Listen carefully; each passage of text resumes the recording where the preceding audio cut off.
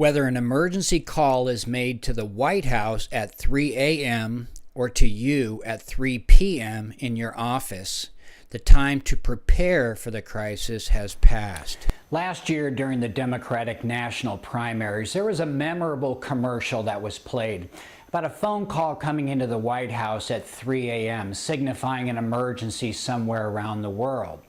Well, the major point that commercial was trying to make was that when a crisis occurred, you wanted somebody answering the phone who already knew the world's leaders. You want somebody in place to lead who had already done their networking. Hello, I'm Michael Madden, and I had my own 3 a.m. type of phone call occur. However, it was 3 p.m., 2 days before Thanksgiving in 2007. You see, the owner of the company I had been with for 7 years called to let me know that if I were to stay on board with the company, my contract would have to be rewritten, and it would come out to about a 62% pay cut. With 5 children to support, little money, the holidays rapidly approaching, and a realtor wife unable to sell houses in a crashing housing market, I was suddenly faced with only 2 options.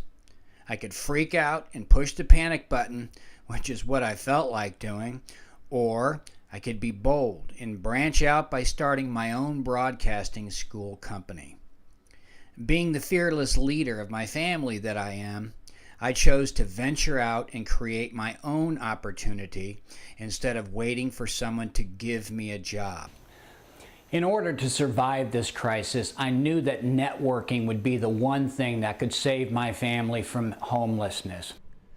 Knowing I would need a website, I then tapped into my already established network, contacted a friend who owned a website development company, spoke with a copywriter who agreed to edit my web copy. Then I got a search engine optimizing specialist who agreed to help me with that, and then got a referral for a graphic artist. Within 6 weeks, the website was completed, and incorporation had begun, and we had received our first lead. As a matter of fact, the first lead we ever received turned into a sale.